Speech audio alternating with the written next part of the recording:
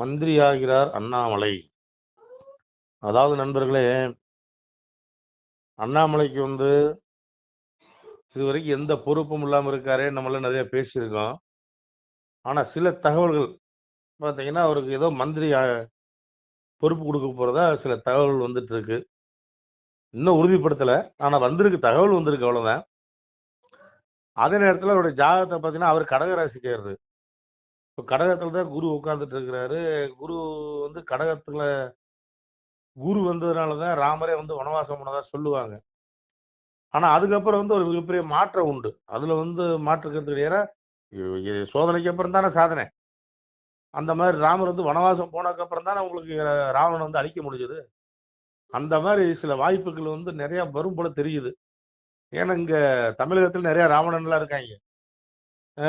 வாய் ஒரு டைப்பா வச்சுக்கிட்டு தலைக்கு எதை மாட்டிக்கிட்டு நான் தான் சிறந்த ஆட்சி கொடுத்து சொல்லிக்கிட்டு தமிழ்நாட்டையே விட்டு கூறு போட்டு ஒண்ணுக்குமே உதவாத ஒரு சீட்டை கூட பார்த்து படிக்க தெரியாத ஒருத்தர் தான் அங்க உட்கார்ந்து இருக்கிறாரு. தனக்கு தானே பெருமை பேசிக்கிட்டு அங்கங்க போட்டோ ஷூட் நடத்திக்கிட்டு காரி துப்புறாங்க எல்லாரும். அவரு தெரியுமா என்னங்க தெரியல, நாமளும் காரி துப்புவோம், தப்பு இல்லை. ஏன்னா நாட்டை 5 வருஷமா சுடுகாடாவில் மாற்றி வச்சிருக்காங்க. கரண்ட் பில்லாம் பார்த்தீங்கன்னா 300 ரூபா கட்டிட்டு இருந்த பூரா இன்னைக்கு 3000 ரூபா கட்டிக்கிட்டு இருக்கான். தலை எழுத்து. இந்த ராவணங்கள்லாம் அழிக்கிறதுக்கு ஒரு ராமன் வரணும். அந்த ராமனா ஏன் அண்ணாமலை இருக்கக்கூடாது? பல விதத்தில் யோசிக்கலாம்ல. போதும், 70 வருஷமா நாட்டை கூறு விட்டாங்க.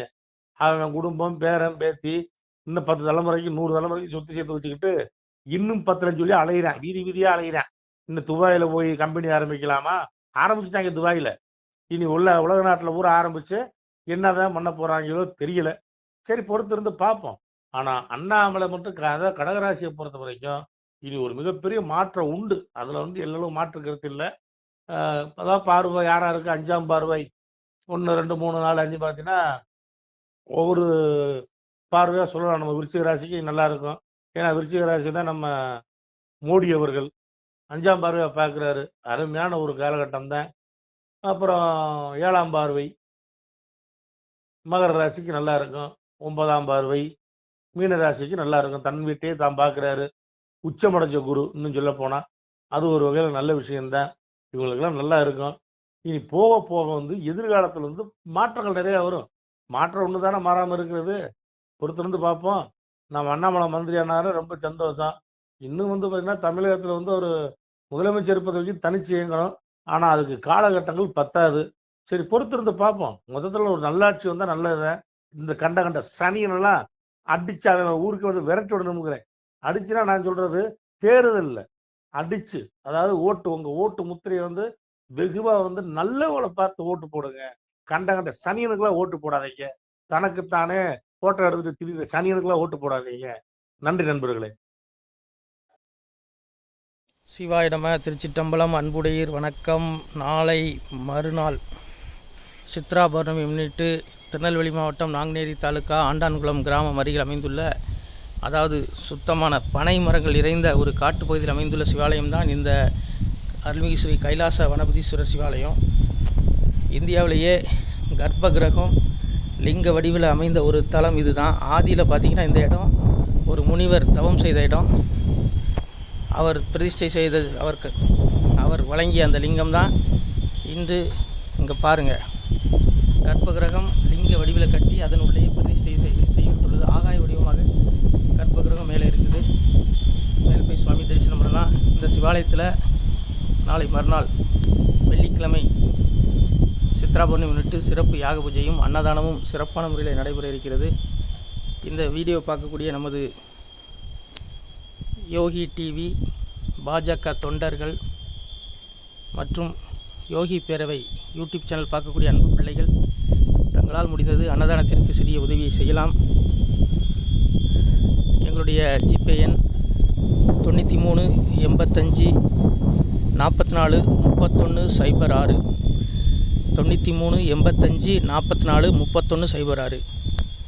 இந்த எண்ணில் அன்னதானத்திற்கும் யாக பூஜைக்கும் உதவ விருப்பமுள்ள பிள்ளைகள் உதவலாம். எல்லாமுள்ள அப்பா ஈசன் அருள் உங்களுக்கு பரிபூர்ணமாக கிடைக்கும்.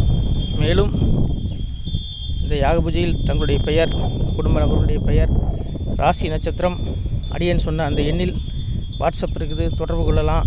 மொபைல் நம்பரும் அதுதான். அந்த எண்ணில் அனுப்பிச்சி வைங்க. சிறப்பான முறையில் அர்ச்சனை செய்து பிரசாதம் அனுப்பிச்சி வைக்கிறோம். எம்பெருமான் சொல்லுவான்,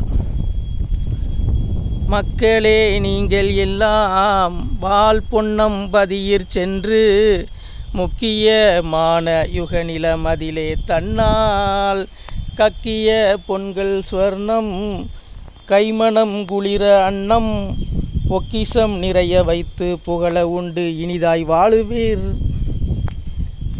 வாழுவீர் தாழ்வில்லாமல் மக்களும் கிளைகள் கொஞ்சி நாளுமே மகிழ்ச்சியை கூர்ந்து நலமுடன் வாழும்போது நீளுமே எனது செங்கோல் நீதியும் நெறிபோல் வந்து ஆளுமே உங்கள் தன்னை அன்புடன் அலையா வண்ணம்.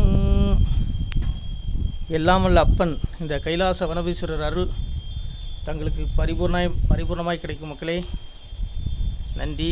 முடிந்தால் யாக பூஜைக்கும் அன்னதானத்திற்கும் தங்களால் முடிந்தால் சிறிய உதவியை செய்யலாம். பிள்ளைகளே, நமது யூடியூப் சேனலை பார்க்கக்கூடிய அன்பு பிள்ளைகள் முடிந்தால் உதவுங்கள். நன்றி. இந்த ஆலயம் பார்த்திங்கன்னா கிட்டத்தட்ட ஒரு 5 கிலோமீட்டருக்கு ஊரே கிடையாது.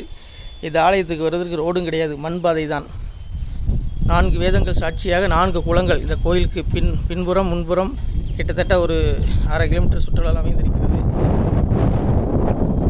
பாருங்கள், ஒரு வீடு கிடையாது இந்த கோயிலை சுற்றி.